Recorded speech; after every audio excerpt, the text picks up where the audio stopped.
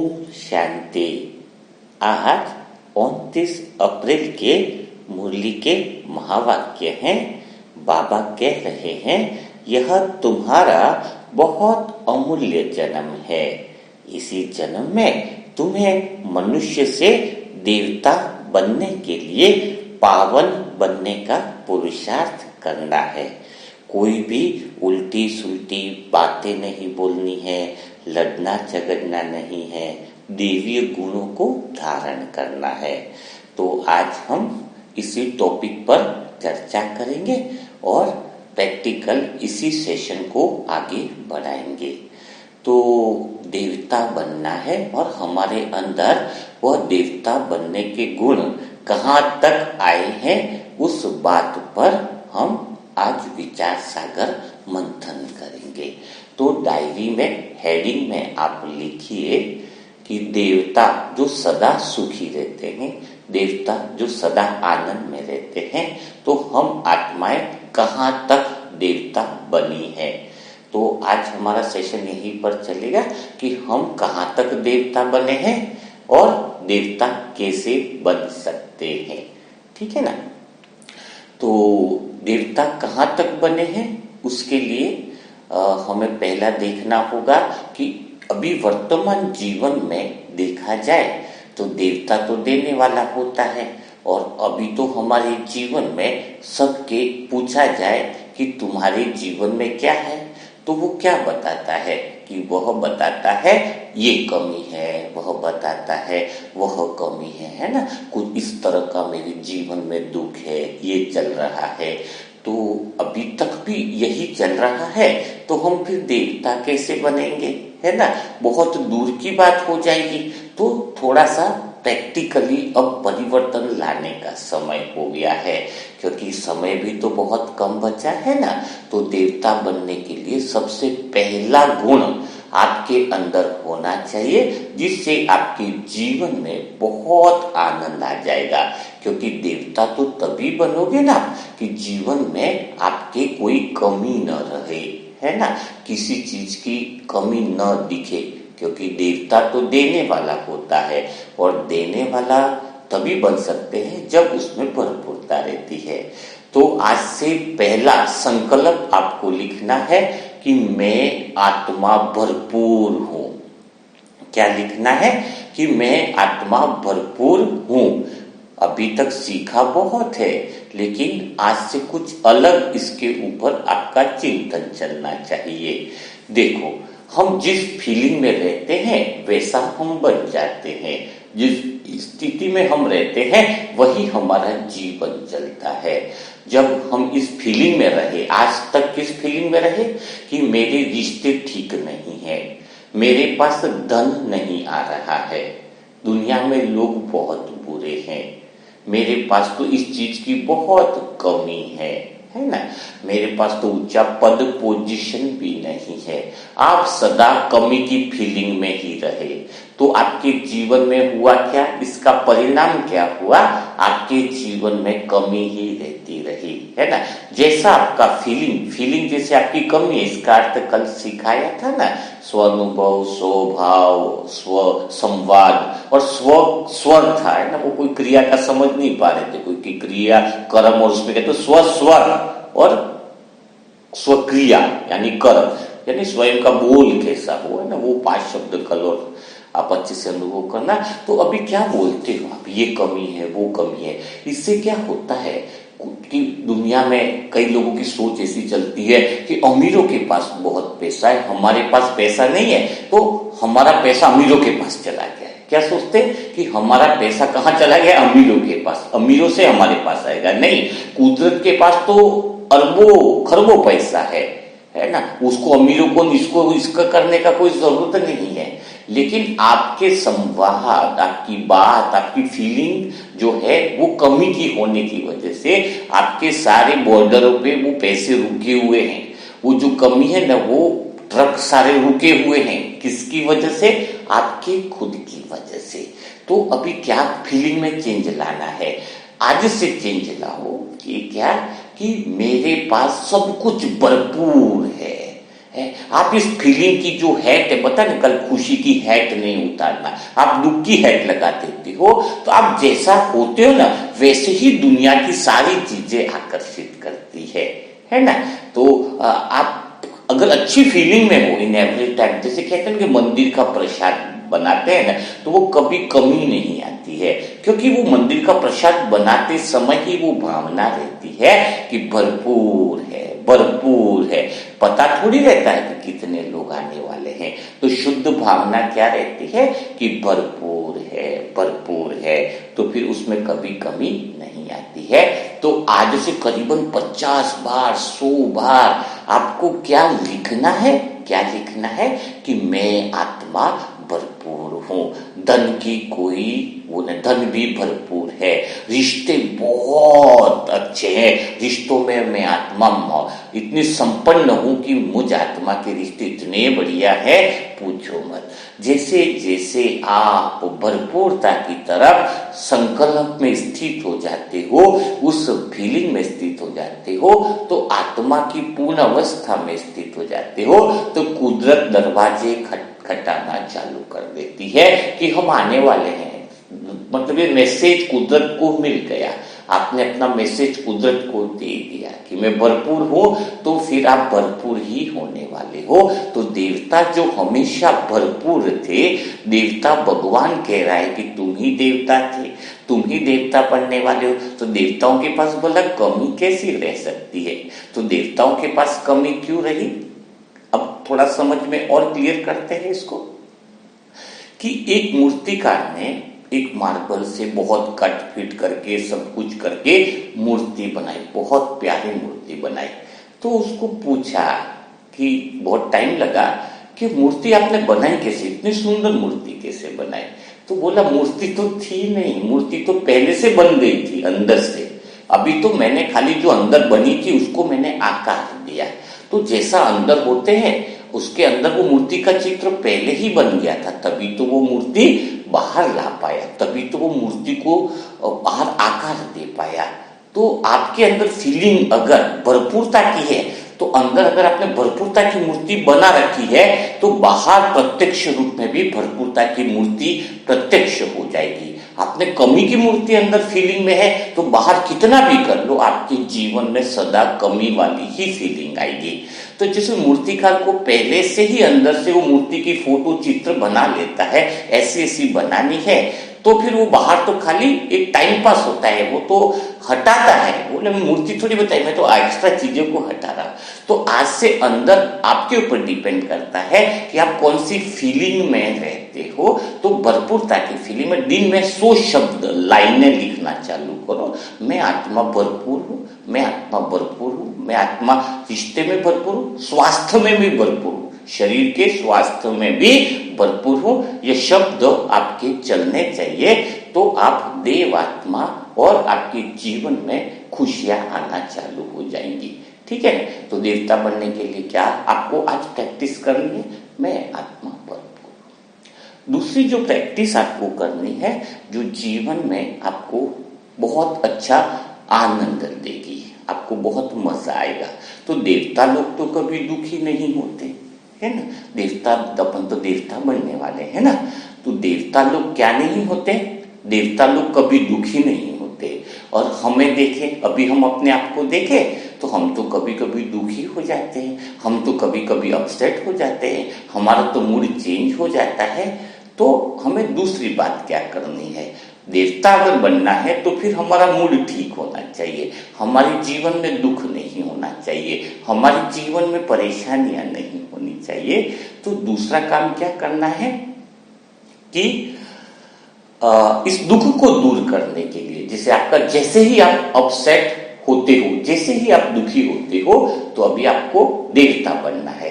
तो क्या चीज करनी है अपने अंदर, तो दूसरा पॉइंट लिखिए, हर्ट, हर्ट पे लिखा है हर्ट करने वाले का नाम।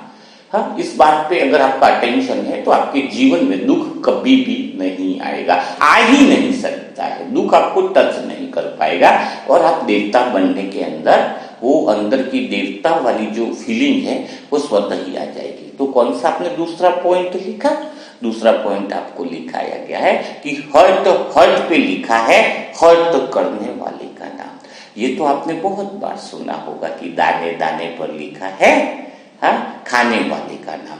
तो हर्ट पे लिखा है दुख देने वाले का नाम, यानी इस बात को बहुत अच्छे से समझते हैं। जब भी आप दुखी होते हैं ना, आप वाइब्रेशन दुखी के आते हैं, तो समझ लो वो लोग आपको याद कर रहे हैं जिनको आपने दुख दिया है।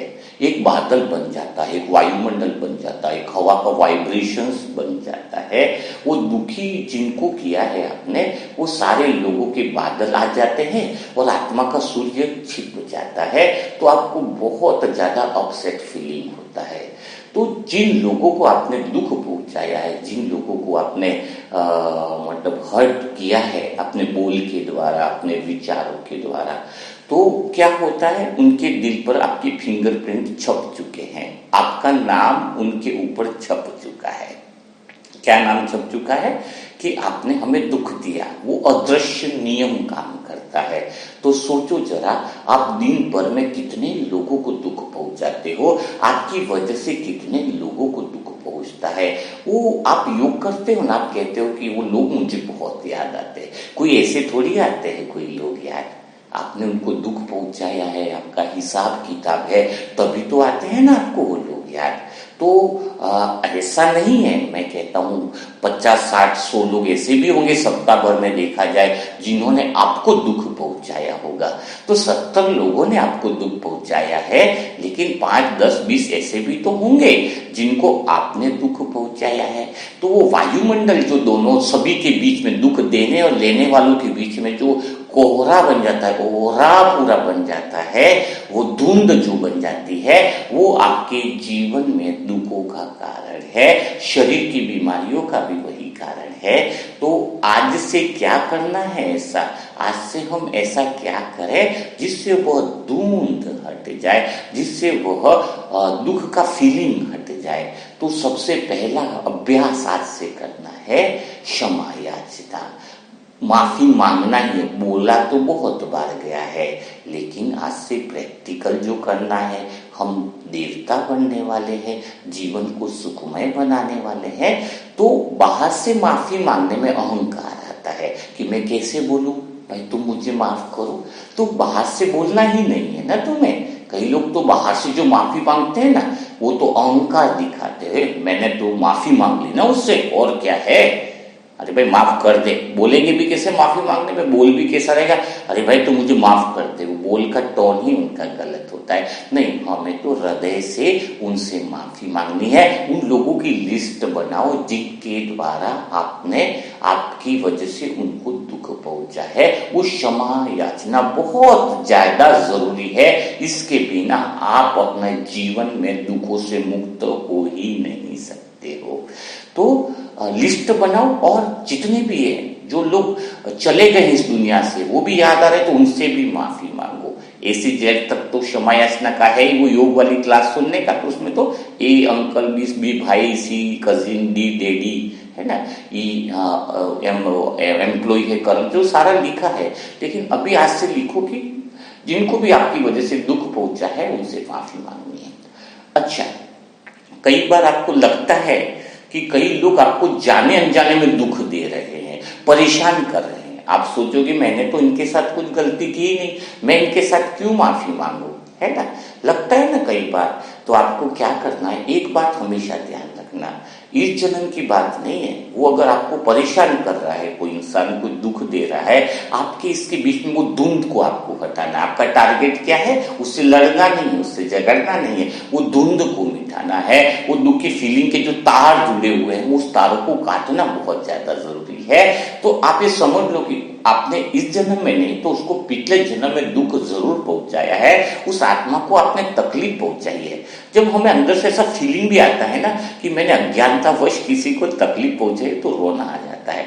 जब वो दुख देता है ना, हमें कोई गाली बकता है, कोई अपमान करता है, तो एक्चुअली में मैं अगर अंदर की फीलिंग देखूं तो मुझे वो सीन याद आता है, यार इस आत्मा को मैंने कितना दुख दिया है, कितनी तड़पन भी है। ऐसा मैं तो अंदर से कई बार ऐसी फीलिंग तक पहुंच गया था, ये मुझे थप्पड़ भी मारते तो मैं सहन कर लूंगा, क्योंकि मैंने उसके साथ बुरा किया है ना, अज्ञानतावश मुझे ज्ञान नहीं था और मैंने इसको दुख पहुंचाया, इसको तकलीफ, वो भड़ास निकाल रहा है अपनी, तो मैं सोचता निकाल देना यार, तू सारी भड़ास निकाल दे मेरे पे, ऐसा सोचता हूँ, ताकि मेरा हिसाब पूरा हो और मेरे को आत्मसंतुष्टि हो कि मैंने जीवन में किसी को दुख पहुंचाया था, आज मेरा हिसाब पूरा हुआ, मेरे दर्द खत्म हो जाते हैं अंदर के, मुझे बहुत सुकून मिलता है। कोई मुझे कुछ बोलता है ना तो मुझे पता चलता है, मेरी हिस्ट्री ज्ञान खुलता है। तो हमें अगर कोई दुख भी पहुंचा रहा है तो उसको सच्चे ऐसी फीलिंग के साथ अगर आप माफी मांग लोगे ना, हे आत्मा मैं सच्चे दिल से तुझे माफी मांगती हूँ यार, मैंने तुझे कहाँ से कष्ट पहुंचाया वो मुझे याद नहीं, पर भगवान तो सत्य बोलता है ना, तो कर्मों का हिसाब तो है नहीं, तो ये बहुत अच्छी बात हो जाएगी। तो उसके साथ भी क्षमा याचना करो, ठीक है। अच्छा, तीसरी जो क्षमा याचना करनी होगी कि जाने अनजाने में, क्योंकि कई बार आपको पता ही नहीं है कि आपने किन लोगों को दुख दिया है ना। कई बार तो मेमोरी में तो पता है कि भाई ये आपकी शरीर की सारी सेल्स में यही मेमोरी भरी पड़ी है कि आपने किसको दुख दिया और किसको दुख लिया है। उस सेल्स की मेमोरी से ही खून आगे बढ़ना, रोटेशन सब होता है। जिसके दुख सेल में बहुत बढ़ जाते हैं ना शरीर में, जिसमें बहुत खून का रोटेशन फिर बंद हो जाता है ऊपर नीचे, फिर बीमारियां चालू होती है।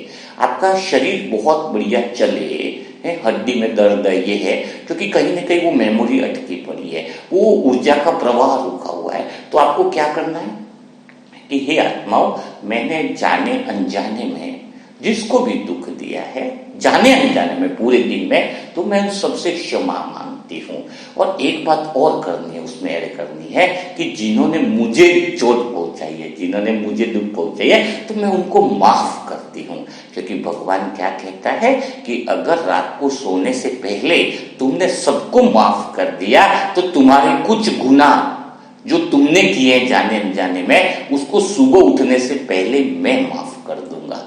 ये भगवान के महावाक्य है। तो अपना तो फायदा ही है ना कि अगर मेरे को किसी ने कुछ बोला भी है तो मैं उसको माफ करके सोऊं, तो उससे फायदा क्या है, मेरे ने भी तो हिसाब किताब है, मेरा भी तो पलड़ा है, तो वो पलड़ा क्या हो जाएगा, खत्म हो जाएगा, है ना। तो ये बात बहुत गहराई से दिल से हमें करनी है, तो बहुत अच्छी फीलिंग में रहोगे, वो बादल सारे हट जाएंगे, ठीक है। तो ये हर्ट में जो नाम लिखा है फिंगरप्रिंट, उसका क्षमा याचना की प्रैक्टिस आपको इन होल डे करनी है। प्रैक्टिस करने से बड़ा फायदा होता है। कई भाई, कल एक प्रवीण भाई जी है, इन्होंने जैसे बोला कि आपने बोला था ना कि एक रॉन्ग ट्रैक पे वो चल रहे थे, तो गाड़ी में कुछ ऐसा इंसिडेंट हुआ, उसने बहुत उनको गुस्सा किया, बहुत क्रोध किया। तो प्रवीण भाई ने क्या बोला अंदर अपने आप से, और उसे मैं इसका उत्तर कल दूंगा, जैसे मुरली मंथन में बताया ना कि मैं उसका उत्तर कल दूंगा। तो वो उनको वो चीज बहुत काम आ गई, है ना। एक तो पाप कर्म से बच गए, है ना, हिसाब किताब पूरा हो गया, और दूसरे दिन तक उत्तर देंगे तब तक तो वो शांत हो गए, मन शांत हो गया उनका, तो वो इंसिडेंट भी खत्म हो गई। तो कहने का भाव देखो कि अभी जो आत्माएं अपना अनुभव शेयर कर रही है प्रैक्टिकल मुरली मंथन करके, वो बहुत सारी समस्याओं से और बहुत सारे पापों से बच जाते हैं। तो ये सारे सेशन इसलिए कराए जाते हैं कि आप प्रैक्टिकल करो, प्रैक्टिकल करने से ही फायदा है ना। तो चौथी चीज जो आपको करनी है, देवता बनने के लिए एक बहुत बड़ा अच्छा अभ्यास आपको करना है। क्या अभ्यास करना है कि शरीर के सुख मुझे नहीं मिलते हैं। एक्चुअली में आत्मा को शरीर के सुख मिलते ही नहीं है, आत्मा तक पहुंचते ही नहीं है, आत्मा खाली देख पाती है, क्योंकि आत्मा तो अनुभव को देखने के लिए तो आई है ना सृष्टि पे। आत्मा तो ऑलरेडी सुख स्वरूप है, ऑलरेडी आप संतुष्ट है, उसमें न तो शांति बढ़ सकती है न घट सकती है। तो पहला अभ्यास क्या करना है, आप क्या होता है शरीर के दुखों को अपना क्यों समझ लेते हो पता है, क्योंकि शरीर के सुखों को भी अपना समझ लेते हो। ये बहुत बड़ी आपने मान्यता अंदर बना के बैठी है, अंदर बैठा या हुआ है। तो आप दुखों से मुक्त होने के लिए ये अभ्यास मत करो कि शरीर के दुख मेरे नहीं है, मैं तो आत्मा हूं। सुख तो बड़े खुशी से ले रहे। एक व्यक्ति को पानी पूरी खाने की बड़ी आदत है, पानी पूरी खाता दे धनाधन, शरीर में तकलीफ हो रही है, इनो ले रहा है, ये ले रहा है, वो ले रहा है, अब फिर दूसरी बार फिर खाने जा रहा है पानी पूरी। अब बताओ, जिसको पता है कि सुख भी ले रहा है, उसको मजे आ रहे हैं ना फिर खाने के, तकलीफ झेल रहा है लेकिन सुख भी, तो दुख में बोल रहा है कि मुझे तकलीफ है, कुछ दो, इनो। अरे भाई वो बात क्यों नहीं बता रहा कि तुझे पानी पूरी खाने के मजे लिए थे? ये बात कोई बताता है? बस दुख की बातें बताएगा, मेरे पेट में पाचन तंत्र गड़बड़ हो गया, मेरे ये गड़बड़ हो गया। अरे भाई तूने मजे भी तो बहुत लिए, वो बताओ ना। तो कहने का अर्थ क्या है, जब हम मजे लेते तो दुख भी लेना पड़ेगा, है ना। जब हम मजे नहीं लेंगे तो दुख भी लेने की कोई जरूरत नहीं है। तो एक बहुत बड़ा अभ्यास आपको आज से करना है कि शरीर के सुख मुझे नहीं मिलते हैं और शरीर के दुख भी मुझ तक नहीं पहुंचते हैं। मैं आत्मा कितना भी चाहूं बिल्कुल डिटेच हूं, चाह करके भी नहीं ले सकती हूँ। ये फीलिंग में अगर रह गए तो जीवन बदल जाएगा, सत्य आत्मिक स्थिति में पहुंच जाओगे ना। तो अभ्यास लिखो डायरी में कि शरीर के सुख मुझ तक नहीं पहुंचते हैं और शरीर के दर्द भी मुझ आत्मा तक नहीं पहुंचते हैं। शरीर के सुख मुझ आत्मा को नहीं मिलते हैं और शरीर की पीड़ा भी मुझ आत्मा को नहीं मिलती है। ले ही नहीं सकते, दे ही नहीं सकते आत्मा को। आत्मा 5 तत्वों से परे, शरीर के सब सुख दुख 5 तत्वों वाले, इनसे हमारा कोई लेना देना नहीं, दोनों से हम डिटैच है। इसका अभ्यास आपके जीवन में बहुत बड़ा परिवर्तन लाएगा। 5वां जो अभ्यास करना है हमें आज के लिए, देवता बनने के लिए जो हमारा अभ्यास चलेगा वो उसको एक कहानी से हम समझते हैं, ताकि आप देवता कहाँ तक बन चुके हो। वो 4 अभ्यास तो आपने कर लिए, लेकिन 5वां अभ्यास हम यही देखते हैं कि आप कहाँ तक बने हो। इसके लिए हम एक कहानी से शुरुआत करते हैं, जिससे आपको समझ में आएगा कि हमें और ऐसा क्या प्रैक्टिस करें जिससे हमारा जीवन संपूर्ण सुखमय बन जाए, देवता जैसा हो जाए और हम स्व की चेकिंग कर पाए। तो एक इंसान के अंदर जिज्ञासा पैदा होती है कि मैं जानूं, कि मैं आध्यात्म के अंदर जाऊं, मेरा मन कंट्रोल में रहे, तो मुझे कोई ऐसा व्यक्ति मिले जो मुझे सिखाए कि मैं कैसा हूं, मैं कैसे अपने मन को स्थिर करूं। तो कई जगह वह घूमता है, कई जगह घूमने के बाद उसको कोई बताता है, क्या बताता है कि तुम उस गांव में जाओ जहां पर एक बहुत बड़ा मूर्तिकार है, वही तुम्हारे प्रश्नों का उत्तर दे सकता है, वही तुम्हें आध्यात्म का रास्ता बता सकता है। तो उसको बहुत बड़ी जिज्ञासा हुई कि वो मूर्तिकार अगर तुम्हें ले ले तो बहुत बड़ी बात है, क्योंकि ले उसकी कोई गारंटी नहीं है। तो वो जो मूर्तिकार के पास फिर वो गया, उसकी जिज्ञासा बड़ी थी कि मेरा मन शांत कैसे रहे, मैं कहाँ से आया हूँ, क्या है मेरा जीवन। तो जैसे ही वो मूर्तिकार के पास पहुंचा तो मूर्तिकार ने उसे क्या बोला? मूर्तिकार ने उसको बोला, वेलकम, आपका स्वागत है यहाँ पर। जैसे ही उसने यह बात बोली, वेलकम, तो उसको आश्चर्य हुआ कि मूर्तिकार ने मेरा स्वागत किया। उसने अपनी बात बताई कि क्या मुझे अपने प्रश्नों के उत्तर मिलेंगे? तो मूर्तिकार ने बोला, मिल भी सकते हैं और नहीं भी मिल सकते हैं, आप रुक जाओ तो रुको, नहीं तो जाओ। तो उस व्यक्ति के अंदर फिर ऐसा हुआ कि ये तो बोल रहे हैं कि मिल भी सकते हैं, नहीं भी मिल सकते, अगर मिल जाए ऐसी गारंटी हो तो मैं यहाँ रुकूं। फिर उसने सोचा कि इसके अलावा तो कोई रास्ता भी नहीं है, क्योंकि वो मूर्तिकार को ज्यादा बात नहीं करता। तो उसने सोचा रुकने का निर्णय ले लिया। तो मूर्तिकार ने फिर जैसे मूर्तियां बन रही थी तो उसको पास में बैठाना चालू किया। बोले तुम इन मूर्तियों को देखो। पहले दिन बोला कि मूर्तियों को देखो, तो मूर्तियां बहुत कई अच्छी बन रही है, कोई कैसी बन रही है, सारी मूर्तियों को उसने देखा। अब उसको दूसरे दिन बोला गया कि आज इस मूर्ति के सामने तुम्हें बैठना है और यह मूर्ति के होठ को देखना है कि मूर्ति के होठ जो है वो क्या बोल रहे हैं। क्या देखना है कि मूर्ति के होठ क्या बोल रहे हैं। मूर्तिकार ने मूर्तियों के होठ भी अलग अलग तरीके से बनाए थे। जैसे होता है ना, कोई अल्फाबेट, कोई ए बोल रहा है, कोई बी बोल रहा है, तो होठ एकदम अलग अलग हिलते हैं, अलग अलग चीजें आती हैं होठों के अंदर, उसके एक्सप्रेशन अलग होते हैं। देखो आप कभी ए बोलोगे तो होठ अलग लगेंगे, बी बोलोगे तो अलग दिखेंगे। तो उसको बोला इसका गहरा अध्ययन करो कि ये होठ क्या बोल रहे हैं।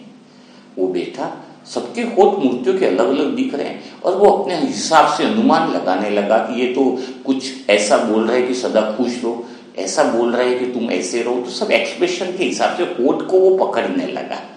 बोले ठीक है, कुछ कुछ हुआ उसको अनुभव, कुछ। दूसरे दिन बोला कि मूर्ति के कान भी देखने हैं तुम्हें, क्या देखने हैं? कान भी देखने हैं, ठीक है ना। और तुम भी अपने देखो कि मूर्ति होठों से तो बोल रही है और आंखें भी है, तो आंखें में देखो कि वह मूर्ति तुम्हें क्या कहना चाह रही है, क्या कहना चाह रही है, क्या दिखाना चाह रही है। उन आंखों को भी तुम्हें बहुत ध्यान से देखना है और कानों को भी ध्यान से देखना है। तो जैसे ही वो देखने लगा, बोले मुझे तो कुछ सुना ही नहीं दे रहा है।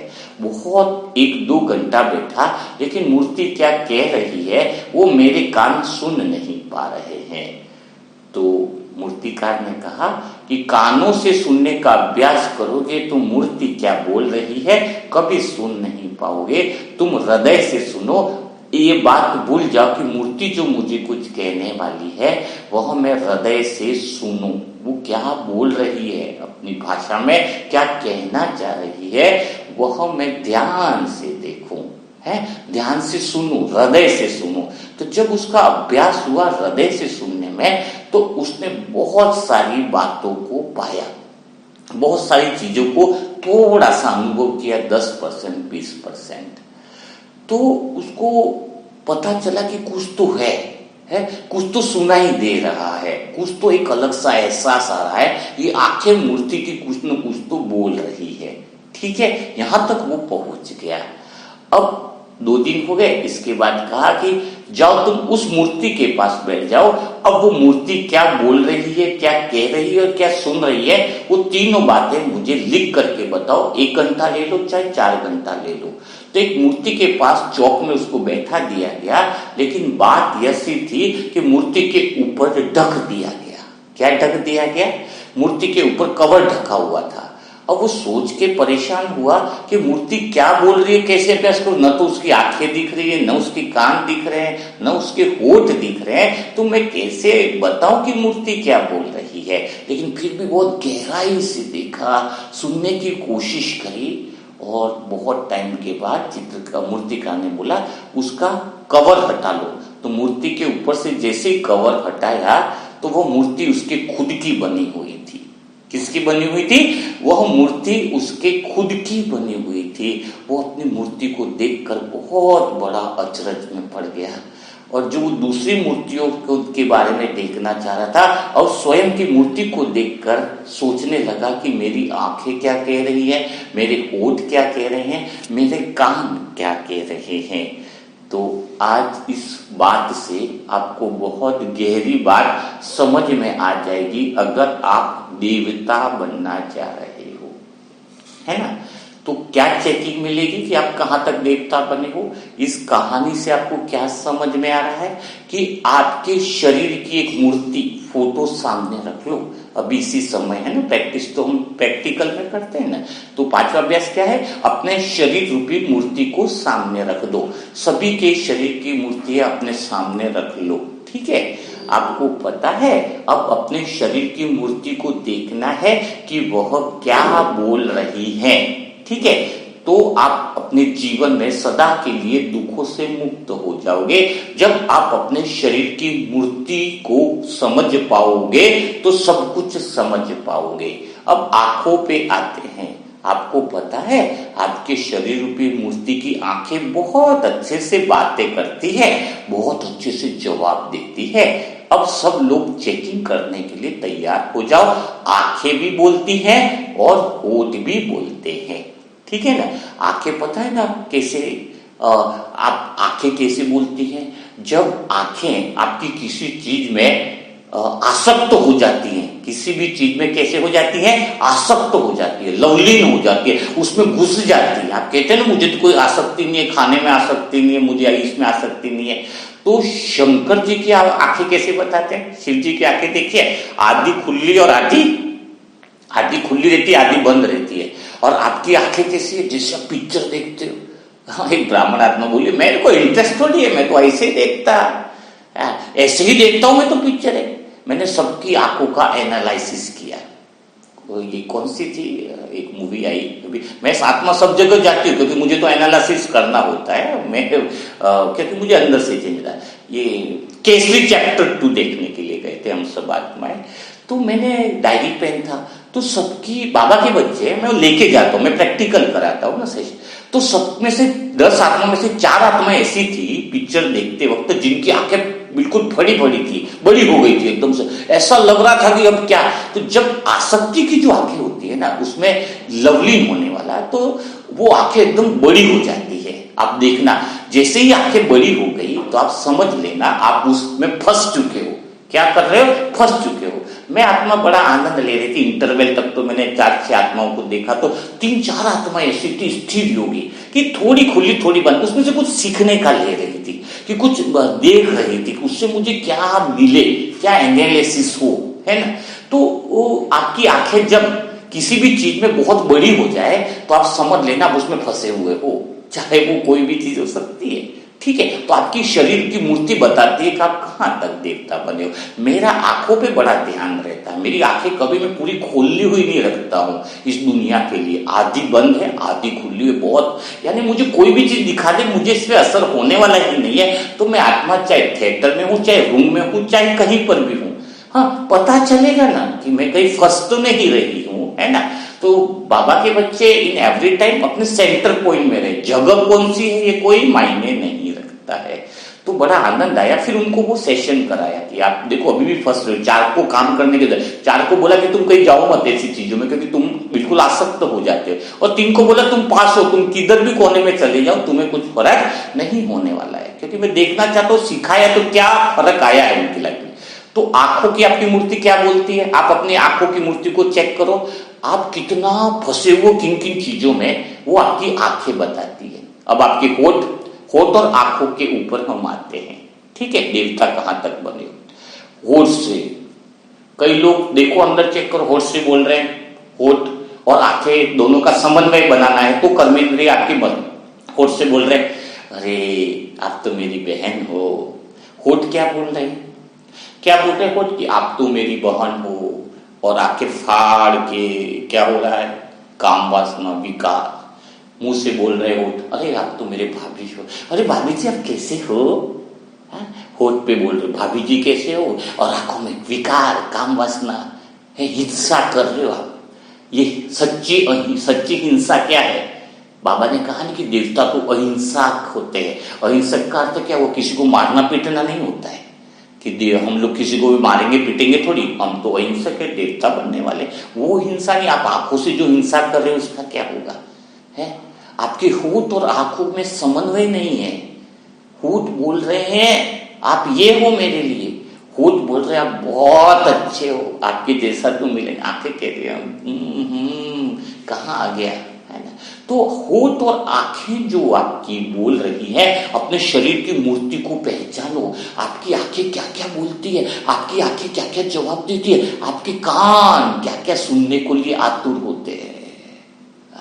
मुरली बहुत अच्छी लगती है, कोई दूसरी मुरली सुना दे, 1 घंटा मुरली अच्छी लगती है, बाहर अंदर सुना मुरली पुराण, और बाहर निकल एक आत्मा जो बोलती बहुत मुरली अच्छी लगती है, उसका मैंने एनालिसिस किया, देखा बाहर निकली तो क्या बोले, बाहर निकलते मुरली गई बातें सब, और मुरली पुराण खत्म, सास पुराण चालू, सास मेरी ये करती, अरे पता है कल तो सास ही नहीं आई, कल तो ये हुआ। अब बताओ कौन सी उसकी शरीर की मूर्ति क्या बता रही है, कौन से कानों में मुरली पुराण की जगह सास पुराण चालू है और बोल रहे कि मैं देवता बनने वाली हूं। तो आपके शरीर की मूर्ति स्वयं को तुम जान लो तो सारे जवाब मिल जाएंगे। खुद को जानो तो खुदा मिले। आपके स्वयं की मूर्ति में, शरीर रूपी मूर्ति में आपके सारे प्रश्न है। देह को नहीं समझना, ये सारी बातें नहीं होती है। उल्टी कमेंट्री लगा रखी, कमेंट्री में क्या बोलते हैं, मैं शरीर नहीं हूं आत्मा हूं। अरे शरीर नहीं हो तो पहले ही तुम शरीर को याद कर रहे हो, तो फिर आत्मा कैसे समझोगे इतने साल से वो एक ही बात। क्योंकि जो नहीं बोलोगे वो तो ज्यादा आएगा ना। अभी आपको मैं बोलूं कि आप योग में बैठो, लेकिन योग में ध्यान रखना अपनी मम्मी को याद मत करना। बार बार बोलूं मैं, अरे ध्यान रखना योग में सब बैठे हो, अपनी मम्मी को याद मत करना। तो आपको क्या याद आएगा, क्या याद आएगा? मम्मी पहले याद आएगी, क्योंकि आपको बोला क्या जा रहा है कि आप अपनी मम्मी को याद मत करना, और सीधा तो जो बोला जा रहा है तो उसका तो पिक्चर नहीं चाहते होंगे, वो भी मम्मी याद आएगी। तब क्या बोलो, मैं शरीर नहीं हूं, कहते ही शरीर याद आ रहा है। इतने साल से कमेंट्री ही उल्टी सुनते जा रहे हो, तो असर भी उल्टा होगा, दादियां होगी, ये होगी, उन्होंने अच्छा हुआ कि कॉमेंट्री बनी ही नहीं थी, उस समय ज्ञान का विस्तार ही नहीं था, रोज एक ही कॉमेंट्री में। ये तो वाली बात होगी कि मुझे योग में मम्मी को याद नहीं करना है, और मम्मी का नाम ले रहे तो मम्मी तो पहले याद आएगी ना। हाँ, तो क्या है, अच्छा सोचो।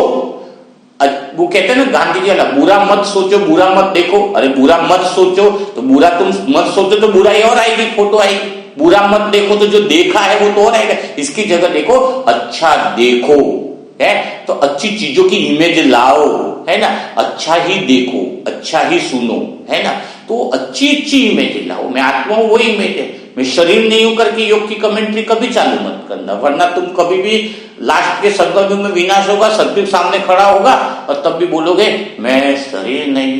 अरे भाई तू तो शरीर नहीं है, तो शरीर ही समझ के बैठा है। तो शरीर नहीं इसका अर्थ नहीं समझे, मानने की जानने की बात है। ये शब्द क्या है कि बाबा ने बोला कि मैं शरीर नहीं आत्मा समझो, ये समझने की बात है, रटने की नहीं है। बार बार रटोगे तो शरीर याद आएगा ना, इसको अंडरस्टैंडिंग की बात है। जो लोग मुरली मंथन में पुराने जुड़े हुए हैं, वो उनको कभी प्रैक्टिस थोड़ी करनी पड़ती कि मैं आत्मा, ऑटोमेटिकली वो सेंटर पॉइंट में पहुंचते जाए।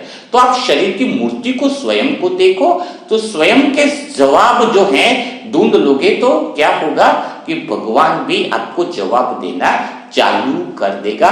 शरीर क्या बोलता है उसको सुन लिया तो भगवान क्या बोलता है वो पकड़ में आ जाएगा। शरीर की आंखें क्या देखती है अगर वो समझ में आ गया तो भगवान आपको कैसे देखता है वह समझ में आ जाएगा। सारे सवालों के जवाब आपके अंदर है। तो शरीर की मूर्ति को जब कंपैरिजन से देखोगे, इन चीजों पे अटैक रखोगे तो क्या करोगे, मेरी आंखें क्या होती, आधी खुली रहती है और मुंह दोनों का बैलेंस है, दोनों को विपक्ष में नहीं जाने देता। जैसे मैं बोलता हूं तो सामने क्या अटेंशन रहता है, मेरा अटेंशन क्या रहता है कि नहीं, मेरा पवित्रता का है। तो मुझे मतलब कि मेरे को बोल और आंखें मेरी सेम रहे, बोल और आंखें, होठ जो बोल रहे और आंखें जो बोल रहे और हृदय के साथ उसका समन्वय हो गया ना, तो आपके जीवन में मैं कहता हूं कि अभी ही देवता बन चुके, ऐसा आभास आपके अंदर की मूर्ति बनने लगेगी। तो आज जो भी चीजें बताई हैं उसकी आपको प्रैक्टिस करनी है। बहुत सारी बातें हैं जो क्लियर हो चुकी हैं आपको, लेकिन ये सब कुछ संभव होगा जब अच्छे से आप मनन चिंतन करोगे, अच्छे से प्रैक्टिकल अभ्यास करोगे। जो भी आत्माएं मनसा सेवा से जुड़ना चाहे वो जरूर जुड़े, क्योंकि उससे उनकी आंखें, सोचने का तरीका सब कुछ चेंज होने लगता है और पुण्य कर्म भी जमा होते हैं। आपका मुरली का मनन चिंतन में आपने क्या क्या सीखा, क्या बात आपको समझ में आई, वो एक लाइन जरूर लिखा करो, ताकि क्या हमें पता चले। आपके मैसेज पढ़ेंगे ना लोग, तो आपने किस आधार पे मुरली से क्या सीखा, आपके कमेंट पढ़ेंगे तो दूसरी आत्मा ने इस चीज को देखकर क्या सीखा, तीसरी आत्मा ने क्या चीज सीखा मनन करके। तो एक एक लाइन जरूर लिखो, इससे पता चलेगा कि आपने किस आधार पे मुरली को सुना है। तो कल फिर मुलाकात करेंगे ऐसे मुरली मंथन के साथ। तब तक के लिए सभी भाई बहनों को ओम शांति।